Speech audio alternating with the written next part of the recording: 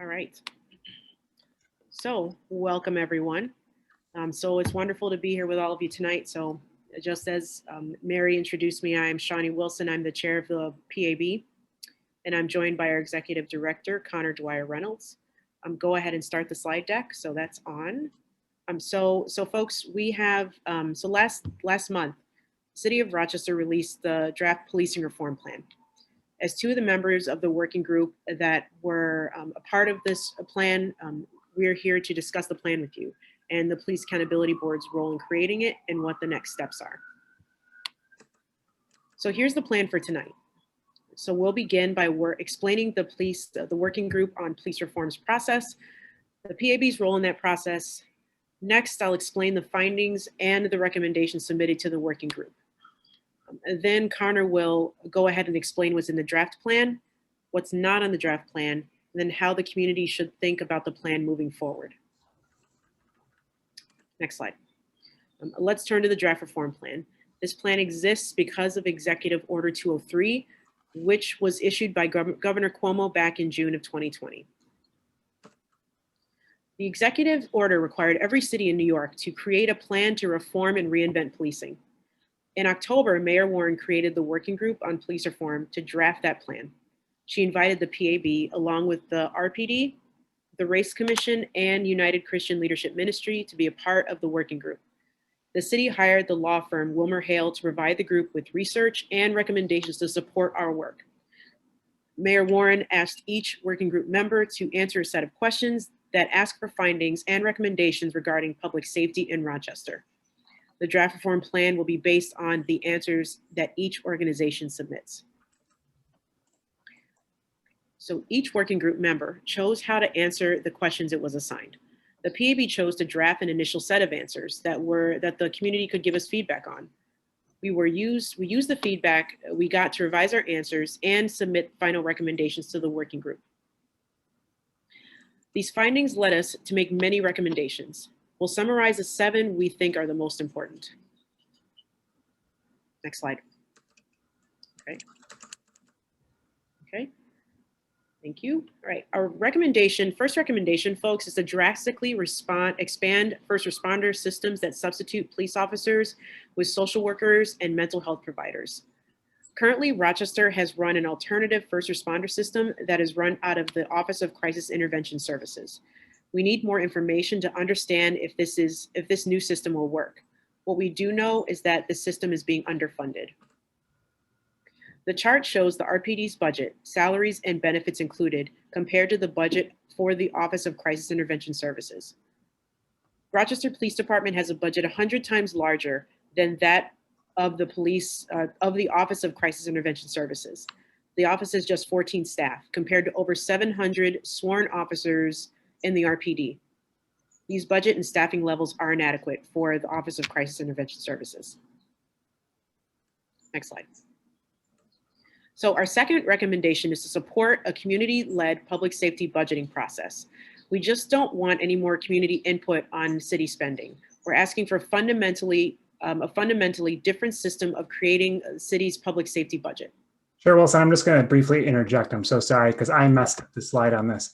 Just to make people clear, our recommendations are very clear things on the new first responder model, just boosting the budget to $10 million immediately, linking the budget over time to the percentage of calls they can actually take, and then making the model transparent. My apologies, Chair Wilson. Okay, thank you. All right, so we're on the second recommendation. So our second recommendation is to support a community-led public safety budgeting process. We don't just want any more city input on city spending. We talked about that, just fundamentally creating a different system of cities' public safety budget. So this new system would start an educational campaign led by trusted community organizations. Rochesterians would be educated on things like the city's current public safety budget, what RPD does with the money it gets, and how our current system of policing does or does not create public safety. This campaign would also educate Rochesterians about non-police tools that make us safe, like social services, mentoring programs, and jobs programs. Next slide. Charts like this one would help Rochesterians understand the city's current public safety priorities. This shows that the city spends nearly 9 times as much on police as it does on recreation and human services. The PAB's budget, folks, is the little red line over there on the right. Just want to let that sink in, that's our budget right there. Next slide. After being educated on public safety options, this budgeting process would ask Rochesterians what their ideal budget would look like. The process would ask Rochesterians what makes them feel safe, what services they would want to prioritize given the city's limited budget, whether they want to spend more money on parks, recreation, education, health, or police. Next slide. Finally, this budgeting process would require the city to adopt a budget that reflects the community's stated priorities. Of course, this wouldn't be a precise process, but the goal would be to have a budget that roughly reflects what Rochesterians want when it comes to public safety spending. Our third recommendation is for the city to fully ban a range of high-risk policing practices. We say fully banned because we aren't asking for policies that simply say a practice is banned. Policies on paper are often ignored in practice. The PAB is asking for training, monitoring, and disciplinary systems that will actually end officer use of these practices, period. Specifically, we are asking for the city to ban officer use of breathing restrictions, including chokeholds, chemical weapons, including tear gas, protest response devices, including sound cannons, and no-knock warrants.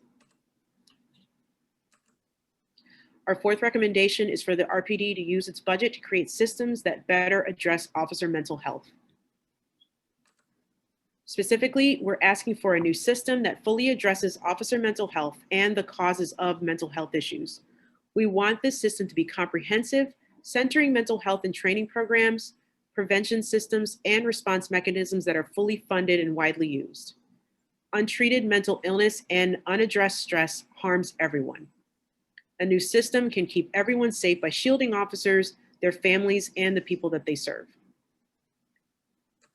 Our fifth recommendation is to make policing transparent. We want the city to collect and release comprehensive data on RPD's enforcement patterns, internal culture, and policing practices. We also want the city to make all aspects of officer training public. We're asking the city to create an online portal that allows Rochesterians to access over 50 different kinds of data on everything from the use of force statistics to demographic information about those stopped by police.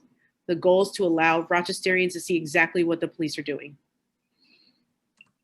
Right, so our final recommendation tonight is to protect residents and officers by beginning to investigate and dismantle structures of white supremacy, misogyny, homophobia, and transphobia that may exist in RPD's culture and practices. Whether if it's a policing tactic that disproportionately targets people of color, unaddressed patterns of sexual harassment among RPD officers, or officer membership in white nationalist organizations, the city needs to identify and address the root causes of issues in our police force. For example, an investigation into white supremacy in the department could examine a few things. It could look at the policies that reinforce racist stereotypes. It could see if officers belong to white supremacist groups. It could also access racial disparities in officer hiring and promotion. And most importantly, it could determine if Rochester is adopting models of policing that are fundamentally anti-Black. I'm going to interject, Chair Wilson, because again, I missed a slide here. An important thing that folks should know is that the PAB recommended that officers who support white nationalist groups should be terminated. Thank you, Connor. So here we're going to move to the next slide. So our final recommendation was for the city to provide financial support necessary to the Police Accountability Board and other groups that serve as foundation for long-term change. Okay. The next slide. So the full project of reforming public safety in Rochester will take time, but there's no reason to delay these important first steps towards change.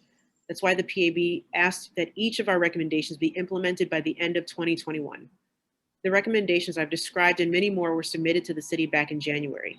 Weeks later, the working group met behind closed doors to craft a draft plan, which was released to the public 2 weeks ago. So now I'm going to let Connor talk about what's in the plan, what's not in the plan, and how the community should think about the plan's substance. Thank you so much, Chair Wilson. I'm going to start with a very brief PowerPoint, and then we're going to hop off that and I'll just start talking. So the thing that I want to focus on is what is in this draft plan. You know, the document that was released to the community a few weeks ago was huge, hundreds and hundreds and hundreds of pages. And I'm not sure if any of you have read it. So I'm going to summarize what's in there tonight, but I'm not just going to do that. I'm going to talk a little bit first about what an effective reform plan is. I want to talk about what the elements that the community should look for in any final plan that comes out from the city. And I'm going to talk about whether these effective reform plan elements are actually in the draft plan that's been delivered to the community. And then I'm also going to talk about whether or not the draft plan includes the Police Accountability Board's proposals. I'm also going to talk about whether or not the city followed the state's requirements when it came to transparency in this process. And then finally, I'm going to talk a little bit about what Wilmer Hale contributed to this whole process. So let's start with those elements of an effective reform plan. You know, because there's been so many committees, blue ribbon commissions, study groups done on policing, not just in Rochester, but across the country. And if you look at these reform plans, for the most part, the promises that are within them don't lead to fundamental change. But occasionally some things do change. And we can look at some of these plans and kind of distill what the important elements are. But before I get to those, what makes it a reform plan effective, I want to make clear what a reform plan is. Here's the big picture. Reform plans are promises. They are lists of promises. They're not recommendations, they're promises. They are promises that government is making to the community. But like I said, so many reform plans fail. So what makes a good reform plan? An effective plan is one that can make sure that its promises will be kept. Because broken promises aren't reform. That's just the status quo. So what does an effective reform plan look like? Well, there's really 4 key elements that you should be looking for. The first is promises that are actually legally enforceable. Now, what do I mean by that? I mean that the plan itself is something that's like a law, okay? Once it gets adopted by the legislature, by the executive, by the city government, legally, people can look at the promises within the plan and enforce them using the law. You know, suing somebody, or even just saying you broke the law by breaking this promise, right?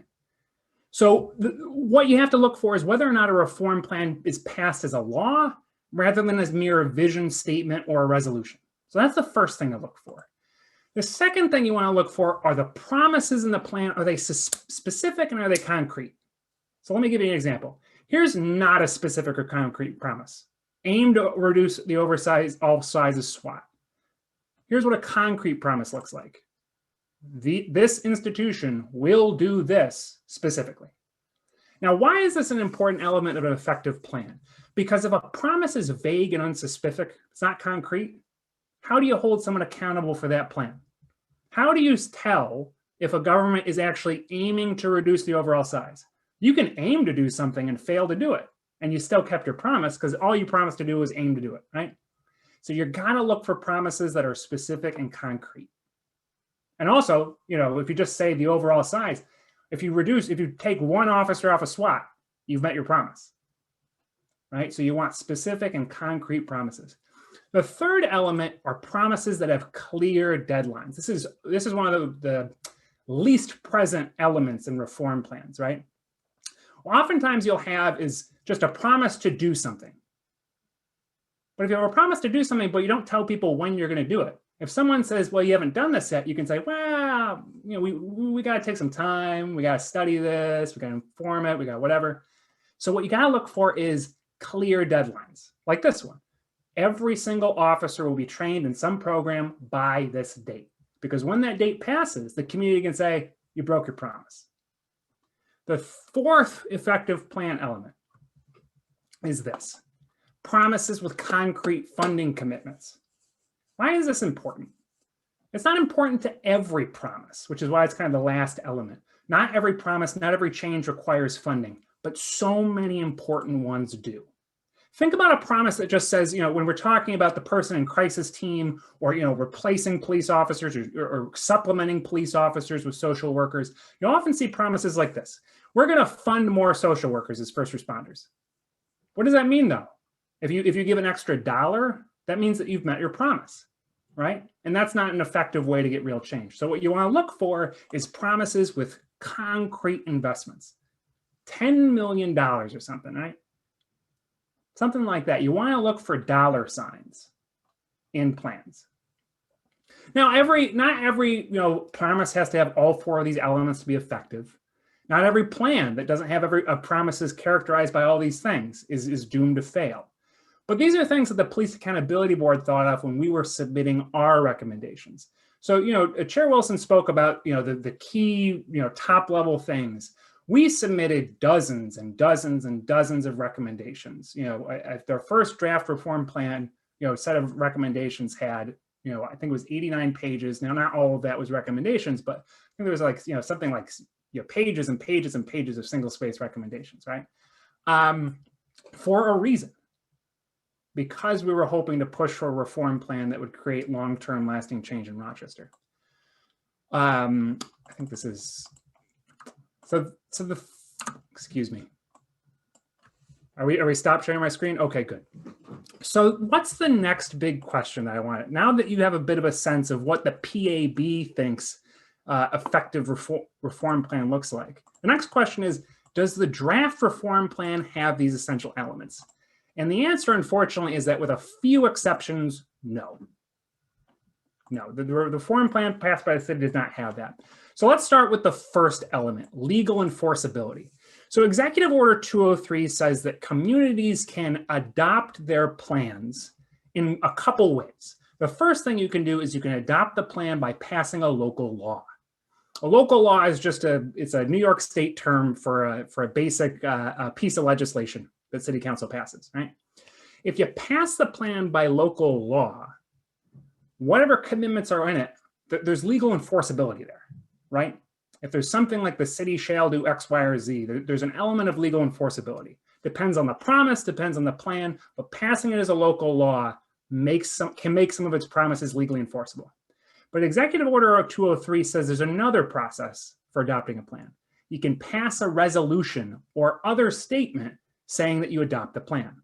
Now, if a legislature passes the plan by adopting a resolution, what the city council will be effectively saying is, we like this idea. Not, you have to implement this idea, we just like it. So you have 2 paths, passing it by a local law, passing it by resolution. As the Police Accountability Board understands it, the city plans to pass this by resolution. Now that's really important, because if that happens, the plan itself is just a non-legally enforceable promise. The whole thing, everything in it. So that's probably one of the most important things to know about the current draft plan. Well, that's just the first element of an effective plan. What about the second one? Concrete, specific promises. Again, unfortunately, the answer is, with a few exceptions, the promises in the plan aren't specific and they aren't concrete. Let's talk about some of the most core recommendations in this plan. One of the first core recommendations is aim to reduce RPD personnel within the next 5 to 10 years so it can reallocate these resources to other programs.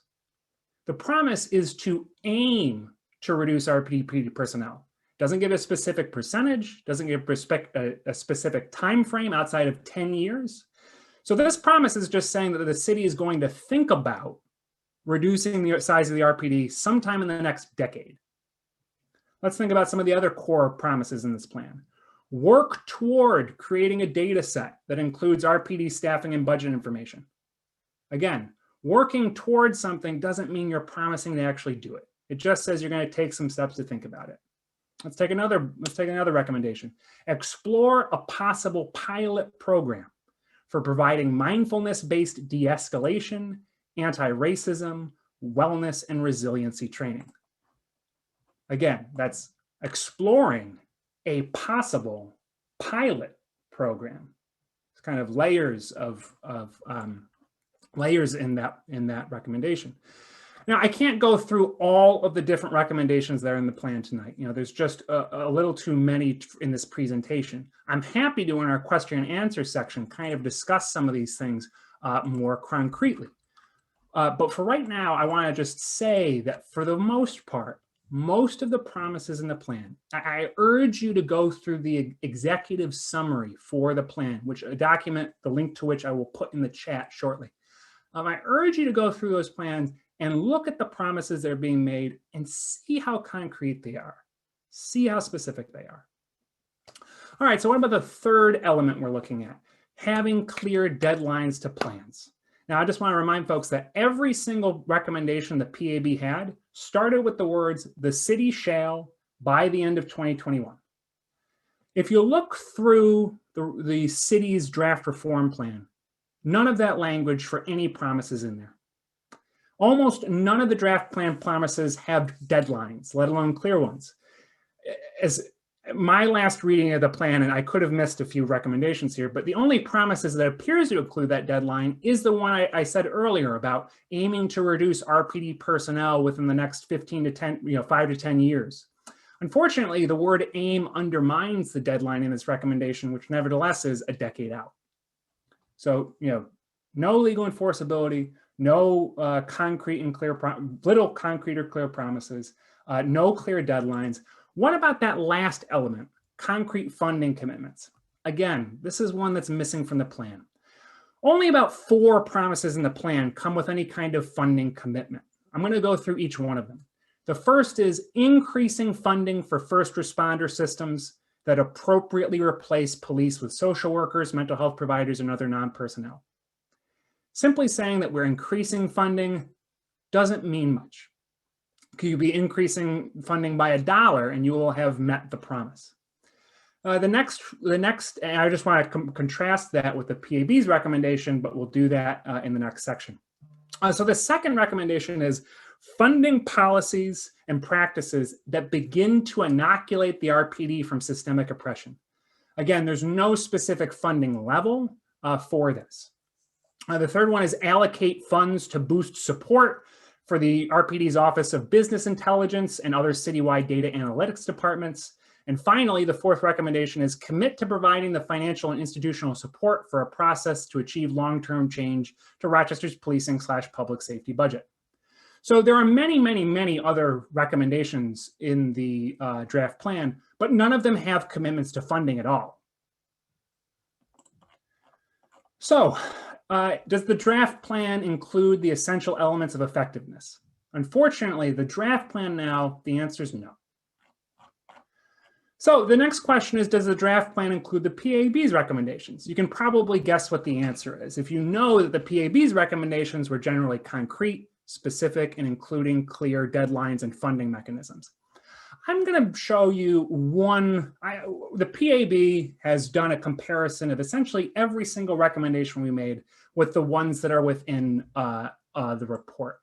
I'm just going to show you one as kind of an example of what happened to the PAB's promises in this reform process. So give me 1 second to just share my screen here. I'm gonna hone in on one promise in particular. Our one about funding the person in crisis team, that team that may have been able to show up to Harris Street when the 9-year-old was pepper sprayed. So the PAB's proposed promise is on the left here, okay? This is what we wanted to have in the plan. By the end of 2021, the city shall drastically increase funding for first responder systems that do all this. The city shall do so by, and we listed a bunch of different ways to do this, and one of them was immediately boosting the money directed to alternative first responder systems inside and outside of this specific office where the person in crisis team is to $10 million. Here's what the draft plan says. Increase funding for first responder systems that appropriately replace police with social workers, mental health professionals. So what changed? The deadline was stripped out, the concrete funding was stripped out, and the words the city shall, real concreteness, real commitment. All that got removed. You can go through, let me just pull this up here. I'm going to pull up a part of a memo that I have written on this subject. Give me one just second here. So you can go through the entire report and compare the PAB's recommendations to the ones that are actually in there. You can kind of go and go and go. And I'm just going to encourage you, because we can't go through every single recommendation tonight, but I'm going to encourage you to kind of look at the column here on the left, which is the PAB's proposals, and the column here in the middle, which is the ones that are in the report. I'm just going to scroll slowly so you just can get a sense of what changed.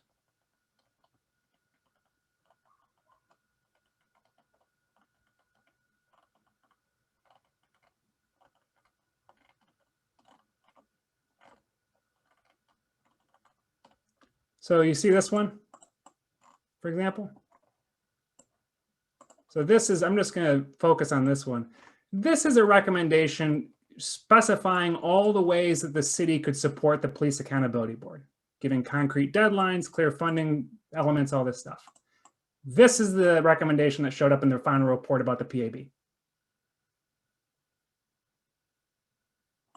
And this is how we can describe the difference. I could scroll for quite a long time here. But again, we don't have all the time in the night to do that. But essentially, the answer to whether or not the PAB's recommendations made the report are, in many ways, the language of our recommendations are in the report, but the substance, for the most part, has been removed. Okay, so what's the other questions that we had here? We wanted to talk about the process. We kind of talked about what the substance of the reform plan is. I want to talk about what the process was, because this was something we got a lot of questions on throughout this whole thing. You know, how did this plan get created? Well, to step back to the basics, Executive Order 203 came with a 100+ page document of guidance explaining how cities were supposed to run their processes when it was coming to, create this draft plan. What the governor emphasized over and over was that this plan was supposed to be created with all parts of the community in a transparent, open process that everyone would have access to, that would involve every kind of community member to create a plan that would actually and fundamentally change policing in every single community. So I want to talk about two specific requirements in the draft plan. In the governor's executive order. The first is that the plan was supposed to be transparent by making all planning and deliberation meetings public. The second requirement was that all research materials were supposed to be made public. I want to talk about that first requirement, that all planning and deliberation meetings were made public. The Police Accountability Board was asked to join this back in October. Since then, we had meetings about every other week. When the Police Accountability Board joins this process, we asked for all of the meetings to be live streamed to the public, because Governor Cuomo's order said that, quote, all planning and deliberation meetings need to be made public. The city chose not to make the meetings live streamed or public. So there have been maybe 10 or so meetings that happened, and they were not live streamed to the public. Instead, the city committed to releasing meeting minutes for every single meeting that happened. There are some meeting minutes available on the city's website. When the Democrat and Chronicle reached out to the city to ask why the meetings weren't being live streamed, they told the DNC, quote, "Some of these discussions could be sensitive, and we want to give people the space to be honest." So let's talk about the meeting minutes that they released. The problem is that there weren't meeting minutes released for perhaps the two most important meetings that the working group held, which occurred on January 29th and February 1st. These were the two meetings that lasted about 8 hours in total, where all the recommendations came together and were hammered into a single plan. There were no meeting minutes taken during those 8 hours. So in essence, it's hard for folks to know how the recommendations were made, how the PAB's recommendations came to be transformed into the final plan. So let's talk about the second part of Governor Cuomo's order about transparency, making research materials available to the public. So remember what Chair Wilson was talking about how everyone came up with these answers, came up with these recommendations. Well, United Christian Leadership Ministry, which was another group involved in this process, released its reform recommendations to the public. And so did the Police Accountability Board. But there were also supposed to be recommendations coming in from the Rochester Police Department, the representatives from the Racial and Structural Equity Commission, that's the Race Commission, and also Wilmer Hale, that law firm that the city paid $250,000 to help do some of its reform process. Well, unfortunately, when the city released its plan to the public, it didn't release the recommendations made by the Rochester Police Department, the representatives from the Race Commission, or from Wilmer Hale. Now, this is important to understand because, if people saw those recommendations, you'd probably see that most of the recommendations that are in the reform plan are the ones made by the RPD, by the representatives of the Race Commission, and Wilmer Hale. Whereas most of the recommendations that weren't in the plan were left out from UCLM's plan and from the PAB's plan. But you can't know this because the city didn't release all the recommendations here. And talking about what the city didn't release brings us to our next and final question about what was it that Wilmer Hale did in contributing to this draft reform plan. To summarize, what Wilmer Hale provided was a total of about 2 pages of single-spaced recommendations, a bibliography, and a selection of news reports, newspaper articles, and court documents. Now, I can't say what it is that Wilmer Hale may have actually provided to the city. They may have provided extensive documentation about what they were supposed to provide. But first, before saying what they may have provided, I want to talk about what they were supposed to provide. Last year, the city paid Wilmer Hale $250,000 to, quote, create findings and recommendations about the RPD's policies, practices, and procedures relating to use of force, de-escalation, body-worn cameras, and mental health-related calls for assistance. Their findings and recommendations were supposed to be, quote, used to inform the draft plan. Wilmer Hale was supposed to, quote, do the deep dive for the group on RPD and, quote, help guide the draft plan's development. So in January, Wilmer Hale was supposed to meet with the PAB at a board meeting to reveal their written recommendations to the board. The day before that meeting, the city informed Wilmer Hale to not attend our meeting. The city explained that when we began this work, all committee members agreed to a process by which Wilmer Hale would work with a subcommittee of members that represented various stakeholder groups. The city did not agree to a process by which Wilmer Hale would meet with each stakeholder group as a whole. This is a little unfortunate because the PAB was never able to figure out from Wilmer Hale what its actual full written recommendations are. The only document that the PAB saw was a written document of summaries of Wilmer Hale's recommendations that were alongside the recommendations from other groups. And these summaries of recommendations are the things that we saw and could compile into 2 single-spaced pages. And so it's unfortunate. We're not sure of the findings Wilmer Hale made. Outside of that bibliography and selection of public news reports, newspaper articles, and court documents, we can't know for sure what it is that Wilmer Hale found out from its review. Now, to be sure, Wilmer Hale is supposed to be conducting a longer review of RPD processes and procedures that should be wrapping up at some time in the future. And so maybe we'll hear about what Wilmer Hale fully recommended later. But what we know right now is that Wilmer Hale made somewhere between around a dozen recommendations to the city. Things like having a policy in the Rochester Police Department to support the sanctity of life and to have clearer body-worn camera policies. We can go through what some of the Wilmer Hale recommendations were later. But those are the kind of the big questions that I wanted to answer about, what's in the plan, what isn't. Are the PAB's recommendations there? Was it a transparent process? And how was Wilmer Hale involved? So the last thing I want to talk about is the next steps. Right now, the plan is out for public comment. The city residents are supposed to be able to review the plan, submit comments on the plan to the city. And so by the time that City Council takes a look at the plan in the end of March, they'll have some sense of how the public feels about whether or not this plan is going to change policing in Rochester. You can go on the city's website to find the form that you're supposed to fill out to provide public input. I'm going to show you what this form looks like in case you want to fill this form out. This is the city's website where they have the Executive Order 203. This is the public feedback form. It asks you to provide feedback on every section of the plan. So what you have to do is type in your feedback for one section, then the next section, then the next section, then the next section, then the next section, and on and on and on. And then you tell them if you live in the city, what your zip code is, a little bit about your demographics, and then you hit submit. So that is how the city is currently collecting feedback on the working group plan. I believe that the city will also be holding some public feedback events.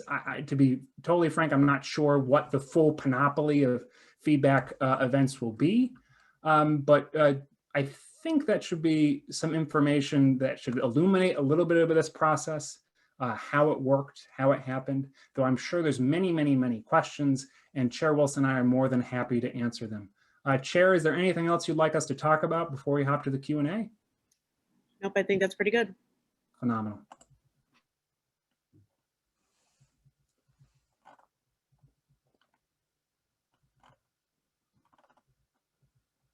I do want to say that there are some other PAB members here tonight. So Dr. Harrison is here, and Dr. Celia McIntosh is here as well. So I want to make sure that we, recognize them, thank them, and then if they would like to answer some questions, I would like for them to consider answering some questions as well, please. And I I'd got also on the spot, but still. I think I saw board member Danielle Tucker briefly. So I also recognize she's hiding out somewhere. I didn't see her though. I missed her. Okay.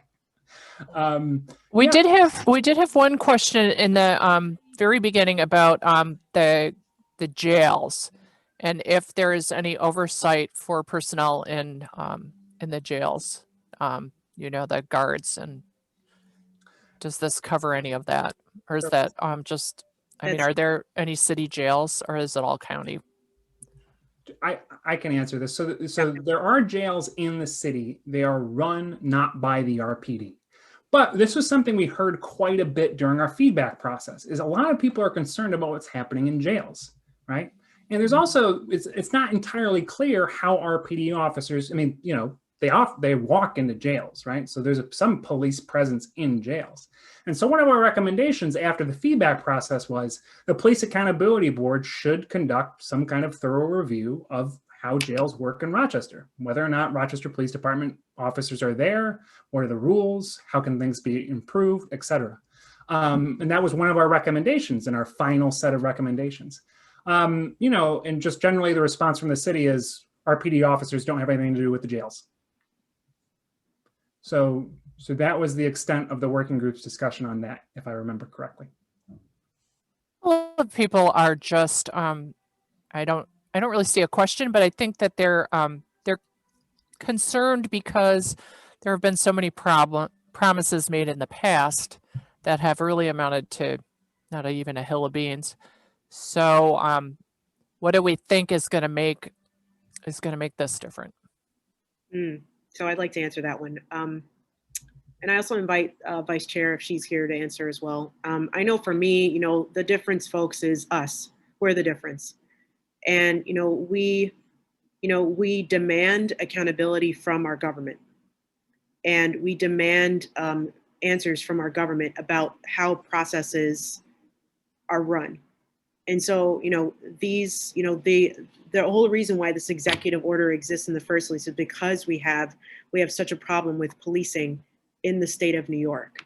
And so, I think that, really we're the ones that are going to change things. And I think it's just going to be slow and deliberate. It's going to be persistent, and it has to be. There's 82 people on this call. It's Friday at 7:20 p.m. Obviously people are concerned about what's in the executive order and what's going on in the city. So I say we're it. Yeah, if any other board members on the call want to speak up, you just interrupt me when I'm speaking at any point, okay? Okay, I'll go now then. There we go. There we do it. Come on. Hi, it's Dr. McIntosh. So I guess I would echo what Chair Wilson is saying, and I would say people plus pressure. Definitely, when we talk about the 75% of people that voted for us, we need to continue with that pressure. We need to continue with visibility, because that's what's going to make the difference. People saying, we got the PAB in there, but if you're not allowing them to have these recommendations, make them functional, then we're not going to really get any change. And election time is coming up. You got to make sure you're being informed and you kind of see what's going on right now in the community, and you make informed decisions about who's going to be the next leadership in this. But I would say definitely the people with with the support of the community and pressure, because they need to know that we need accountability in the city. So I'll stop there. I couldn't say it much better than the chair and vice chair. I guess I'll just give something very specific. One of the things that the PAB did when making its recommendations was, this reform process was being done in a couple of months. Real change is going to take years. We all knew that, right? To actually develop a plan with research. This plan was developed, frankly, over a span of 8 hours with recommendations coming together. There wasn't like deep legal analysis of each one of these things, how to get it done, that kind of stuff. You need to take time. You need to engage the community. Thankfully, Rochester has the foundation for that. You've got the Police Accountability Board. You've got this remarkable tool led by the community to do long-term change. Our duty is to review policies, procedures, and recommend changes to the system to make things better. The executive order process just lasts a few months. PAB process lasts forever. So the most important thing that a reform plan could do is invest in the institutions that are already set up to do the long-term work. And if the plan doesn't do that, if in fact those recommendations were explicitly removed from the plan, I think you might have your answer about what to expect from this plan. I guess following up on that is people are curious about now that our recommendations aren't really part of this plan so much. What's the next step? I mean, who do we tattle to? I mean, is the Attorney General the next step, or? So can I just answer this one first? I'm not going to talk about talking to the Attorney General's office or to Cuomo's office. Really, folks, this public hearing process is where you get your concerns addressed, or at least known in the public forum, right? These things are, government needs to hear from you. And so if you have something to say, Connor talked about, saw the form, you need to fill it out. And, if people want to tell Cuomo about that, I'm not going to address that, but I will address the fact that your voices are desperately needed and that we need you to speak up. So speak up in that way. And I'll just add on to what Chair Wilson said. If you don't want to fill out a 15-page, because the only thing I'll say is this: a couple months ago, the city released a survey to the public, which got about 2,000 responses, and that survey was supposed to inform this process. Now, I downloaded the data from the survey and read through every comment.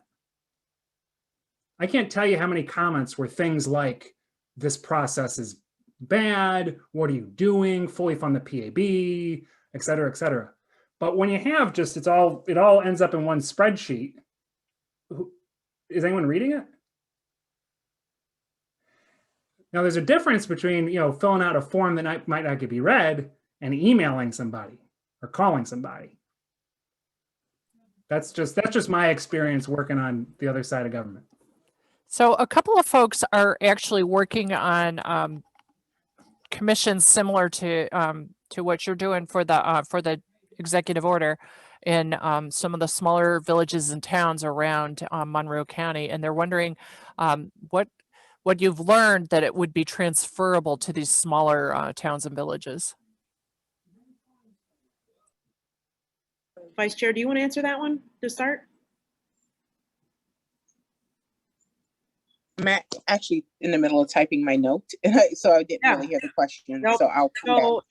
Okay, so I'll start then, and then so I would say one of the things I think from reviewing the order, reviewing the data, is that we need to address issues of white supremacy if they exist in these smaller towns, and misogyny, sexual harassment, homophobia, transphobia, and addressing the issue of white nationalism within these police organizations. And so that was the biggest takeaway for me. That is, I think, the thing that is easily transferable, low-hanging fruit for dealing with these smaller suburban or urban or rural police forces. And I think that is, couldn't agree more, because with these structural oppression issues, they're everywhere. So you don't got to do a ton of research to know. That's the problem, right? The other thing I'll say is I've looked at a lot of these plans from different communities, and so many of them tend to make just broad sweeping, like we will commit to like a guardian mindset, those kind of things. And again, those are kind of vague, non-specific promises. Again, you didn't get any funding from the state to do this process. You were only given a few months to do it. Set your expectations realistically. But if you can say, here's something super concrete we're going to do, we are going to, reallocate $100,000 from this to this, boom. And you just have like a couple of those, that's certainly not actually what's going to take to fundamentally reform policing, but it shows your community of any size that you're serious about actually doing something instead of just like platitudes. We've got a whole bunch of stuff like that's starting to file into the chat. So I'm going to try to go kind of fast. Reverend Marquisha would like us to know, though, that now's a good time to also talk to your legislators about halt solitary too. There's a lot of bills on the agenda right now that are probably near and dear to everyone's heart. So, it behooves us all to do some research and find out what we can support. There is somebody also is concerned about the police abuses in particular, having people come into their offices where they are not following adequate COVID precautions. I mean, anybody who protested saw those police officers, they never wear masks. Is there any oversight that the PAB would have over the law department?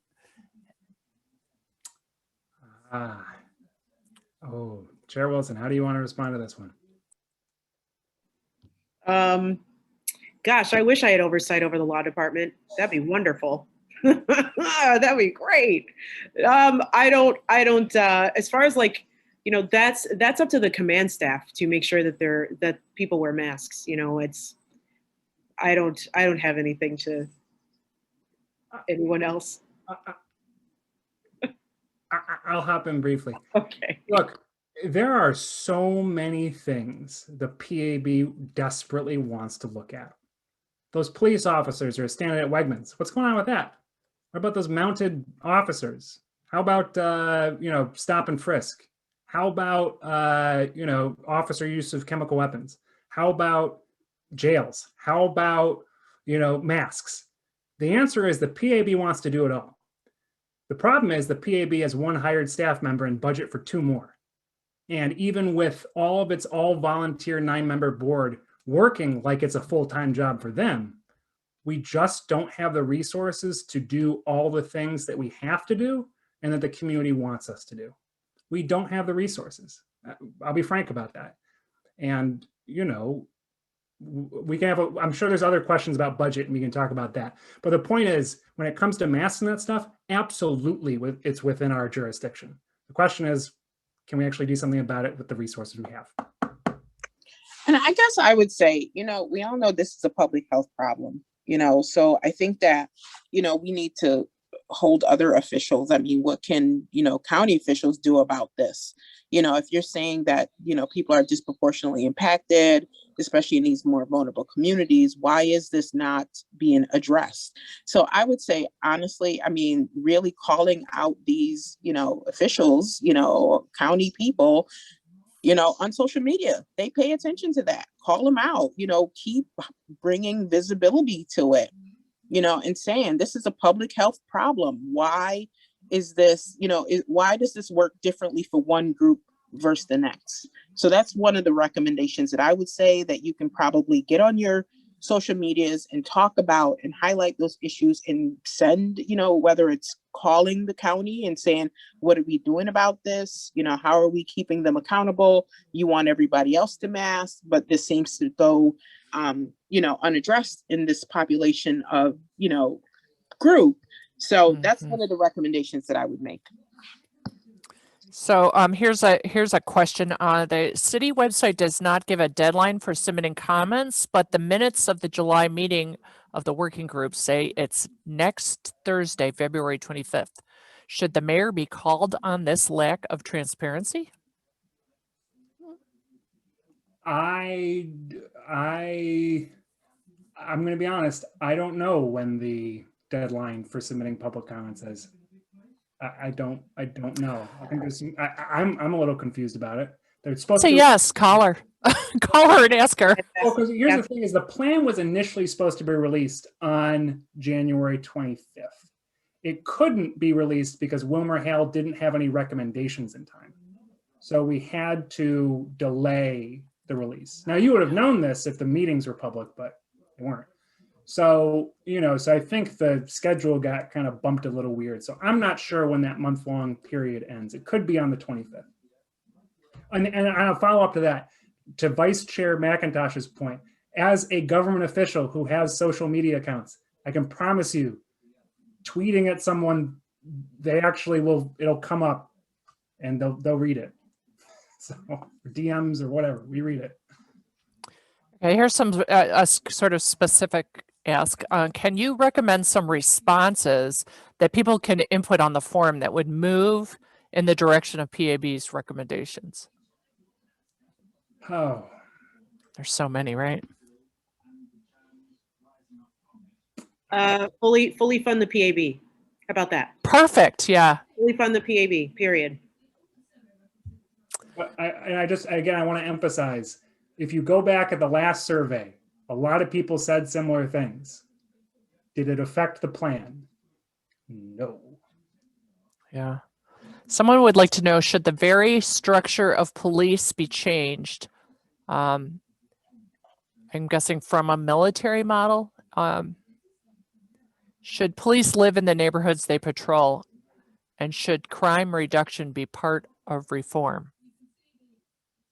So, well, let's just talk about the military and police living in neighborhoods. Yeah, so I'll say yes to all three. I mean, we police have a history in this country, and they have a history of catching people that ran away from their owners, and rounding them up and taking them back to be mistreated and abused. That is the history of policing in this country. And so I think now when you look to today to the militaristic structure of the police department, a lot of the ways that that has kind of bled into now the way that police departments are structured is that we have that hierarchical structure, but then we also have the structure of us versus them, and we have the structure of that we must dominate, we must be in control, and there instead of it being like one person, it's many, right? So if you don't sit down and shut up, then you're not part of the many, and that's dangerous from whoever is an officer within that structure. So so that's my first thing. Second thing, about they do need to live in the neighborhoods that they service. I live in the neighborhood that I service as my for my patients.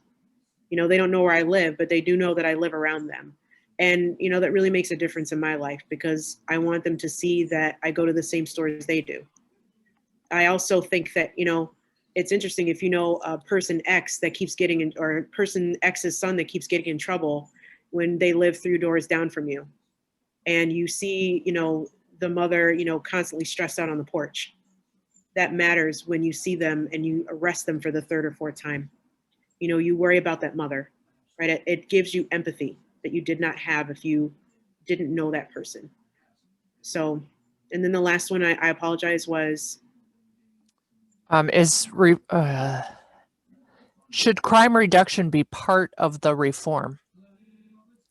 Well, I think the reform is crime reduction, right? I think, that's the point of all of this, right? Is that we're trying to, reduce crime by, reallocating resources that the Rochester Police Department uses to, continuously have officers, 700 plus of them, and allocate resources to mental health and other things that the city desperately needs.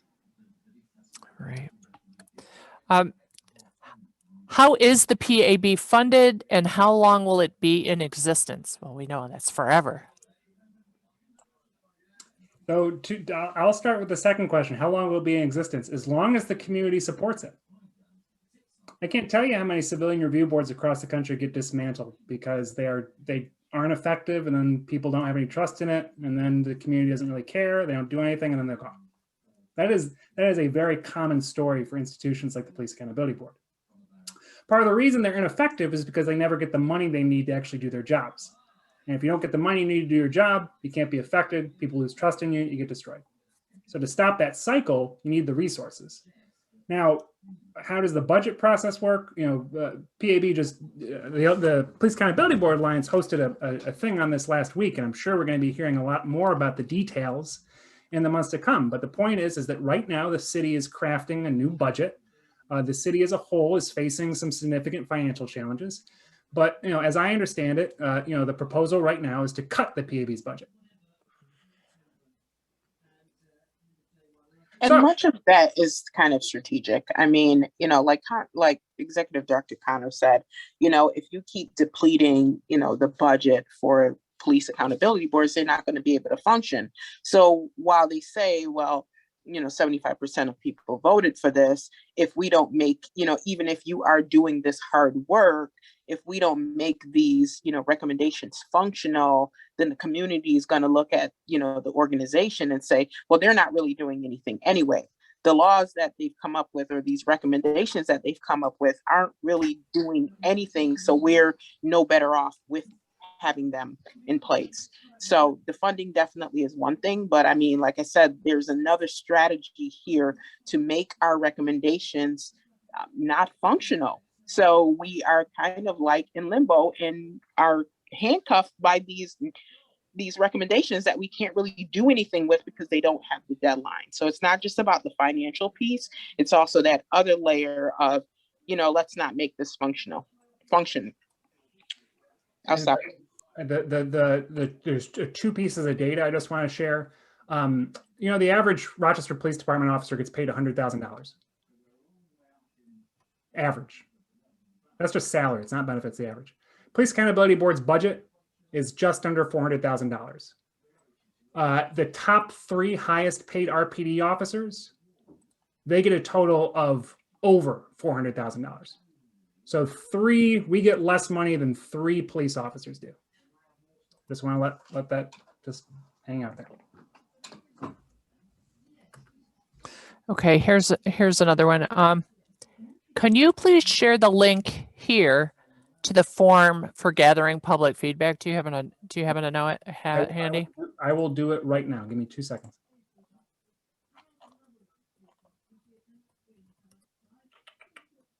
The other thing I'll say is that City Council does speak to council sessions once a month.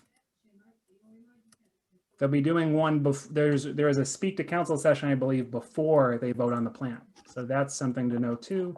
And the survey, I just put it into the chat.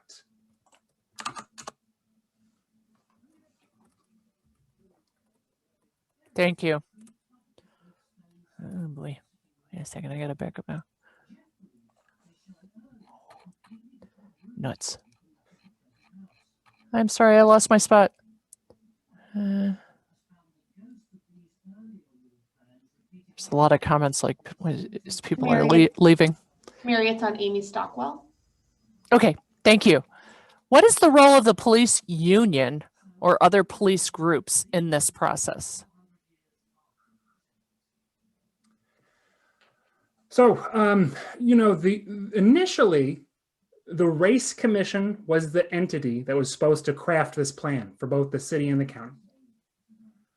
Part of the executive order requirement is that the local police chief has to be a part of this group.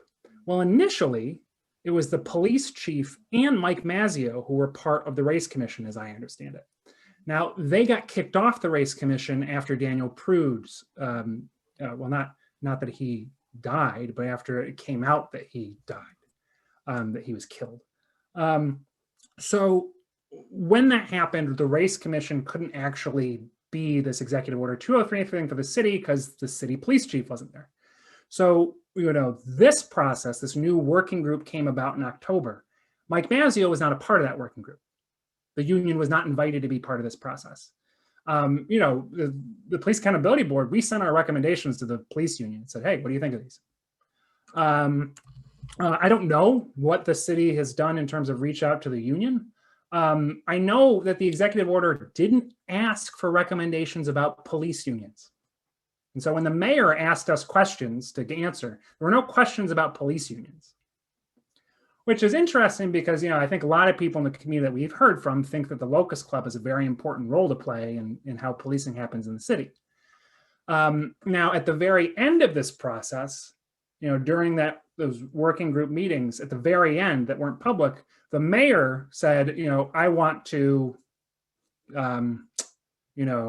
ask the state to allow us to restructure, come up with a new police union contract, So, there's a recommendation in there that's part of the plan, but the recommendation it's not really clear what the city's asking for.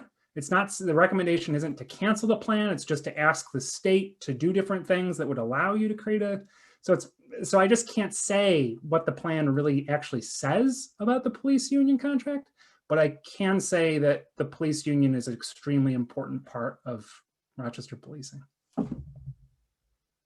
Also, they're suing to remove our disciplinary powers, if you don't know. Here's a question from Howie and Mary. When the reform plan is being developed, is the RPD working with PAB on day-to-day oversight? For example, have you been able to investigate the pepper spray incident? Sure.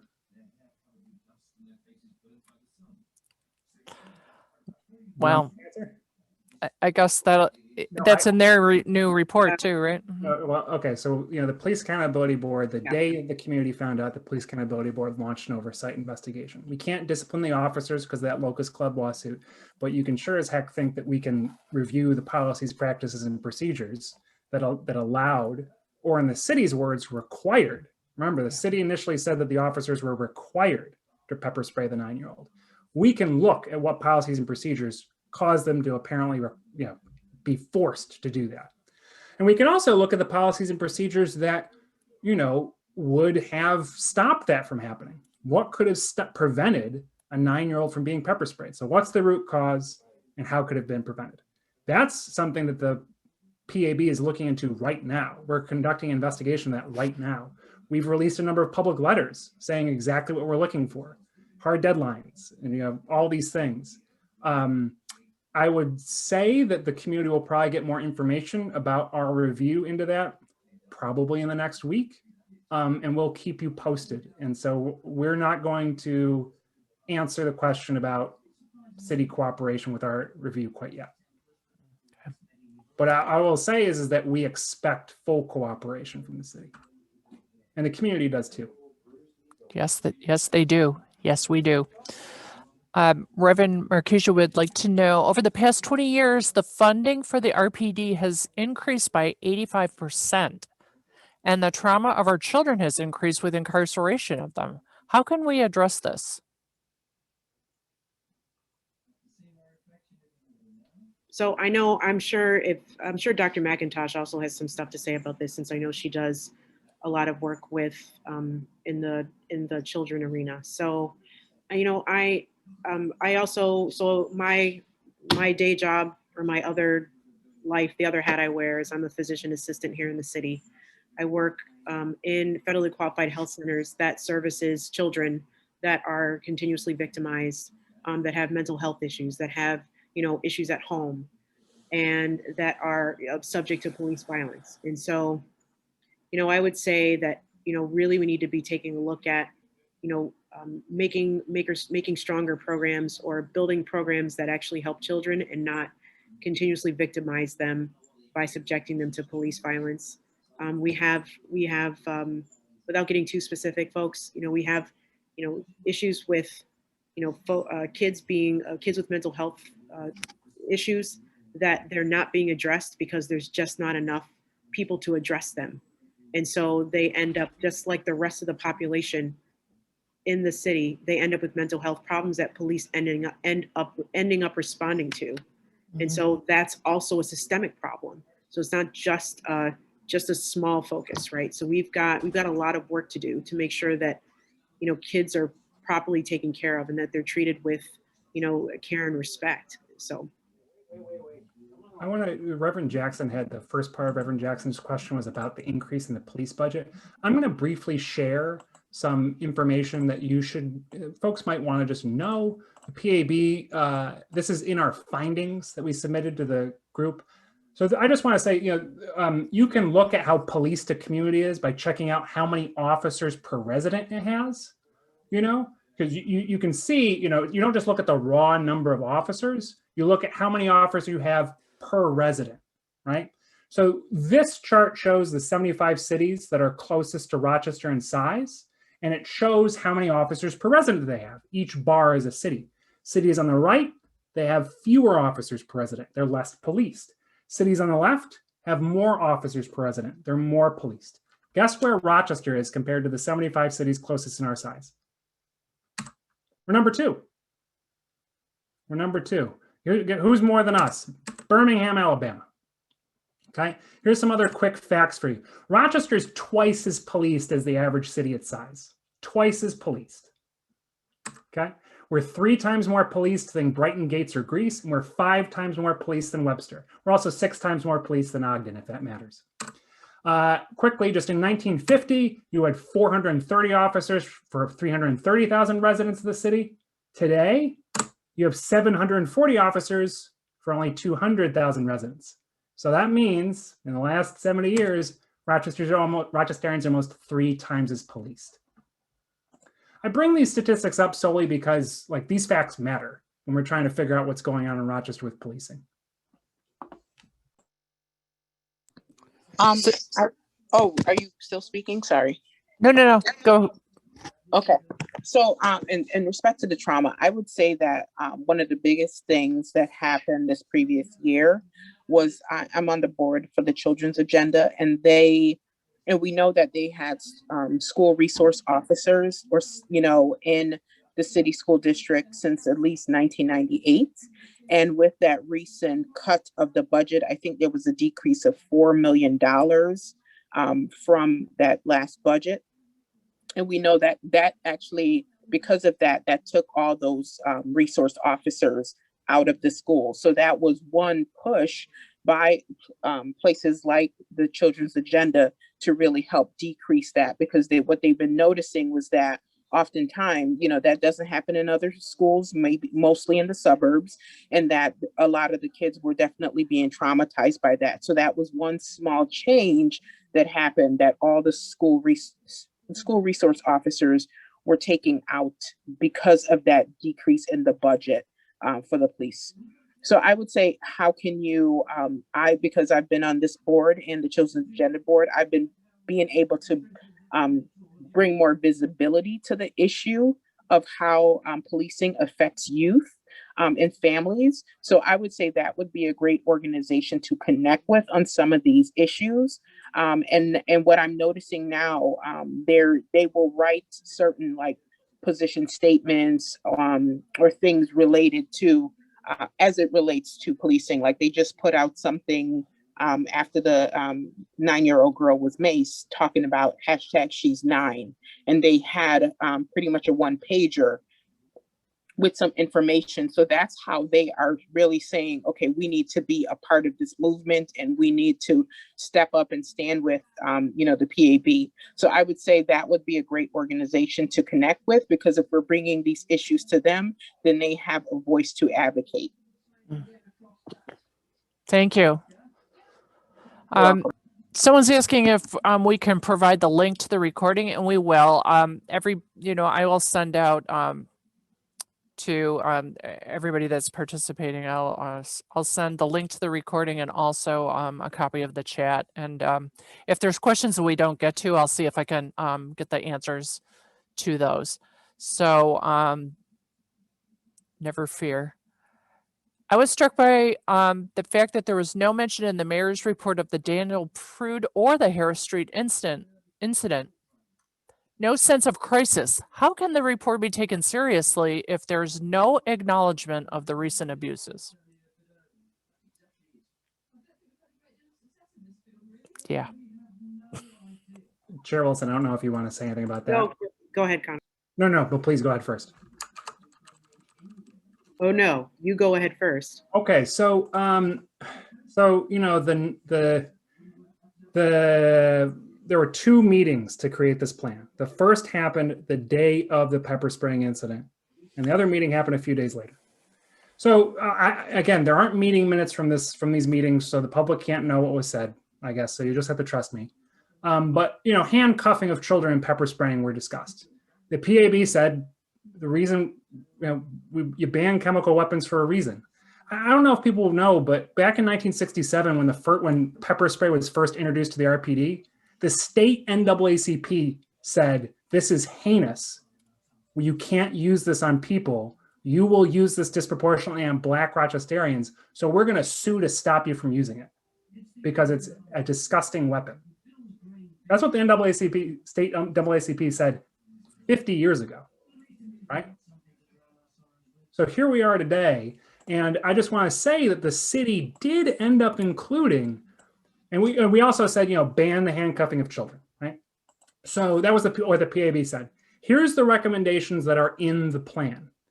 Institute policy that officers shall not handcuff juveniles age 12 and under unless the juvenile presents a danger to themselves or others. Now I can say for a fact that recommendation would have not stopped the handcuffing of the child on Harris Street because officers had determined that she was a threat to herself. So that policy does not respond to what happened on Harris Street. There's also, you know, a recommendation in there about pepper spray that does not, I can pull it up in just a second, but the RPD is, the plan just says that the city is reviewing practices and policies like phasing out the use of chemical irritants as alternatives are developed and banning the use of irritants on minors 15 and under. So that was as far as the city was willing to go. Okay, we are getting really close to 8 o'clock here. And I want to be very respectful of everyone's time. So it may well be we'll take maybe 2 more questions and then wrap it up. But here, Roberta says the PAB is the law. Funding is mandated for full functioning. Should not the PAB itself be able to take the city to court as a violation of the law if it does not fulfill this obligation?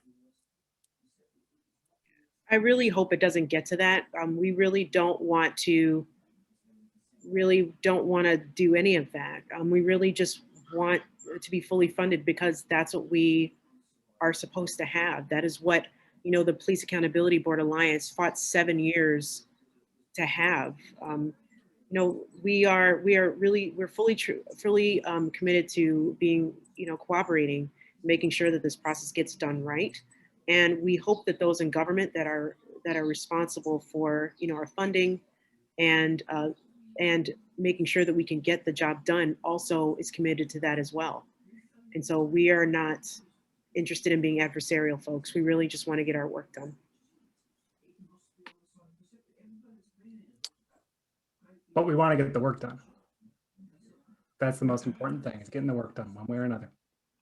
So I attempted to put some of this information in the chat, but it's going to cut it off. So I can actually forward that document to someone if you send me an email from the Children's Agenda, just so you'll have it for reference.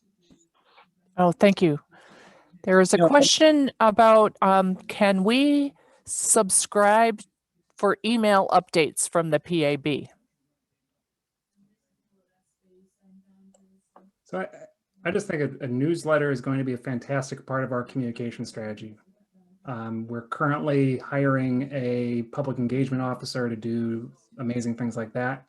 And hopefully, and very soon, we'll be doing more regular updates. But again, 6:30 p.m. most Thursdays. You can check in, and we are very transparent about all our work. We do all our work in public, and 6:30 evenings, you can tune in and listen to all the things that PAB would do. But newsletters are definitely something we want to do in the future. Also, join the Police Accountability Board Alliance. That's true. And as probably as a final say, okay, we've still got like 17 questions in here, but we'll I'll just see, I'll copy the chat and I'll see if there's questions that I can stick around. I know some other folks have to leave, but I can stick around for a little bit to answer questions. That's fine. Okay, if people want to do that, but I am going to do my little shameless plug, and I'm going to give a link to the GoFundMe page, and I'll share that information too if people are willing to make a donation. Here is how you can do it. And I hope you can see this. I always have a hard time. I guess I got to do that. Okay. So there is a GoFundMe, and you can also mail a check care of the Flying Squirrel Community Space. And just be sure, and anything that you do to send a donation, make sure that you reference that it's for the PAB Alliance. And I just want to give a big, huge thank you to Connor and Shani, and to Dr. Cecilia too, because it's been really great answering everyone's questions. I wish we could answer everyone's question, but I am afraid we'd be here till midnight. So I'm sorry, Mary, can I ask you a question? Of course. How can people join the Alliance? You can, we have a website, and it is paballiance.org. So just go and Google that, and you can see that, or, send me an email. You have my email from me sending you the reminders. And, we'd be happy to have you come to a meeting and just see what it's all about. We welcome organizations all the time. Right now, I think we have like about 27, 26 different organizations, plus a lot of people just come as individual citizens. You can do that too. So we would love to have you.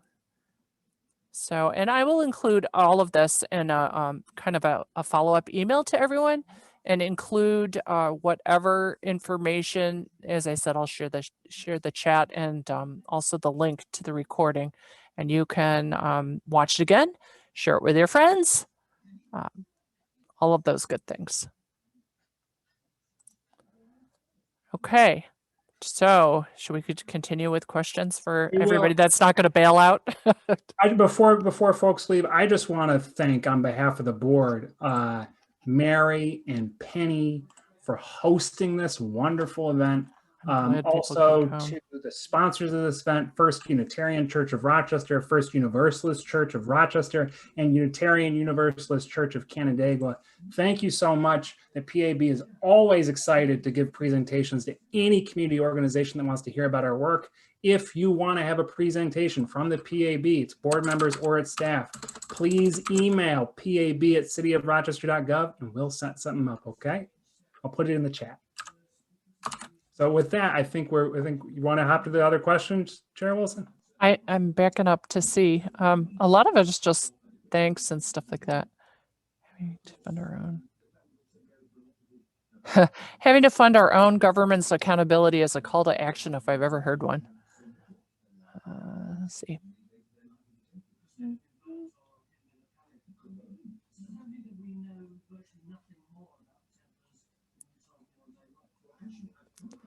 Also, can you share the spreadsheet comparing the city's recommendation with the PAB recommendations? Is that on the city website?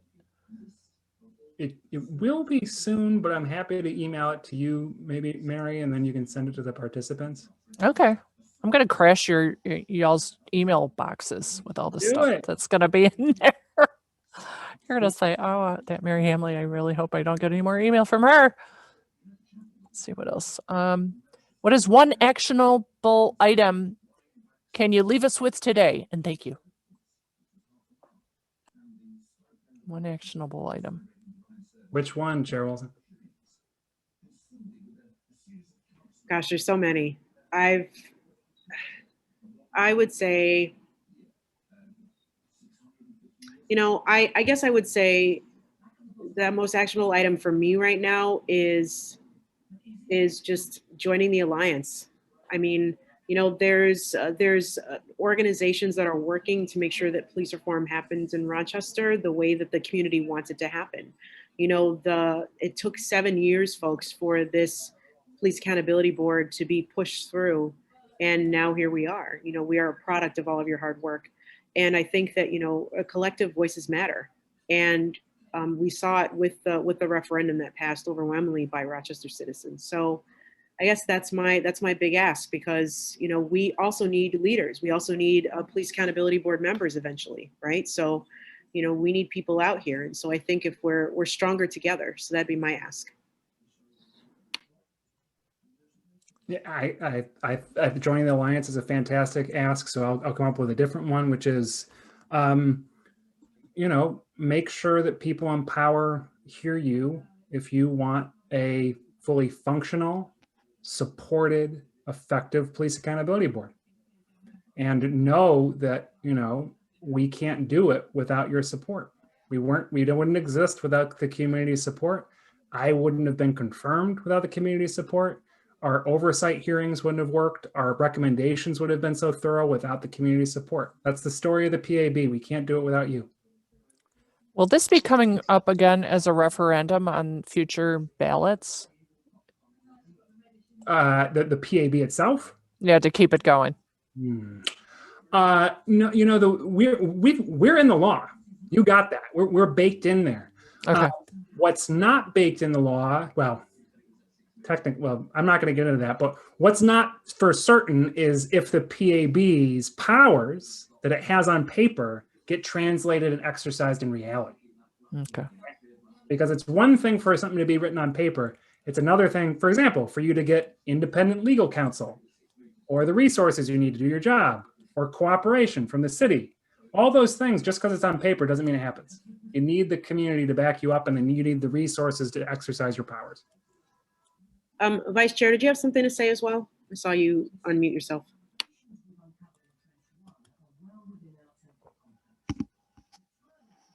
I guess not. How do we request more funding? City council reps? I would say a few things. Okay. Go ahead, Vice Chair. Sorry, I got called away. Yeah, so in terms of what can you do, I'm trying to look at this issue as through a humanitarian lens. And, if we improve the community overall, the purpose of this is really to improve the community. And we have to remember that. And I don't know, I look at it like this because at the end of the day, that's really what it's about. People want to, be able to take care of their families. I mean, if people are being, having the police misconduct, going to jail, spending, before we even had the bail reform, they were in there for months until they can, get bailed out. If that was the case, I mean, and all this not just wears on them, it wears on the family, it wears on the community. So I would say looking through that lens, that's how I look at things, that, if we can fix this in some way, we can improve our community as a whole. Because I don't believe that people are just inherently bad people. And that's what we keep hearing. Like, people will say if they would just, not do these crimes, or if they would, go and get educated. But, the fact of it is our communities are being depleted. When we know that when people live, work in the city and they leave the city, a lot of that money is being depleted out of, our communities. So there's a bigger picture here. And we are, like I said, we're doing a small part to address that bigger picture. So I would say, in terms of something to leave you with, I would just say, continue to be curious and continue to, get your own understanding. We're not here to convince anybody to think one way. Do the research, educate yourself. There's a lot of information out there, and then continue to educate other people. I have the saying this week that, when you get new information, you get new revelations. So I would just say, keep being curious, keep educating yourself, educating others. And like I said, the hope is that we can create a better community. So that's kind of a long answer, but that's ultimately the goal. So I'm done speaking. Say one more time when the speak to council sessions are. Let me pull up the calendar. And I'll answer that in like 30 seconds. If there's another question or something. It's like the third Tuesday, second Tuesday. Yeah, they just had one, so let me see when the next one is. I don't think they've released it, but the last Speak to Council session was this past Tuesday, so I would guess in about a month. Okay, so it's like the third Tuesday of the month. Yes, and if anyone wants to know the budget, the mayor will propose a budget sometime in May-ish, and there'll be a vote sometime in June-ish on the budget. Okay. I think that's it. We're down to 39 peeps that have hung out. Well, thank you all for attending too. I don't think we thank folks for showing up and listening to us, but thank you so much. This is fun for us. Yeah, Unitarians have lots of questions. Well, Always. I think there's a few members of some United Church of Christ people on this call, and you know what we are. We're Unitarians considering Christ, so we're fellow members, all right? Got it. I know Pierce Webb's looking at something there. Okay. Well, I guess that's it. Any final words for the good of the order? Thank you for your support, folks. It really means a lot to us. A lot of us have rearranged our lives so that we can do this, because we saw that if we didn't put our whole heart into it and a lot of our time, it wasn't going to get done well. And as you can see, the fight has been so much in order to get this work done. And so your support of the PAB, your consistent support of the PAB matters. And so we thank you for that. We want you all to understand what it's like to be us and just hear and see what we're going through every day. So thanks for standing with us. Yeah, thank you so much. It's so important. Yeah, I would echo that as well. Thank you for having us here. Yeah, well, we've got some work to do too here, us in the stands. So. Well, thank you for that. And I guess I don't know if anyone has heard Simeon Bannister speak. He talks a lot about, one of the things that I heard him say recently was the budget is something they can change right now that would kind of improve some of the things, so definitely speaking to council, as was mentioned a lot in the chat, challenging that budget, because there's a lot of things that they can do through that budget.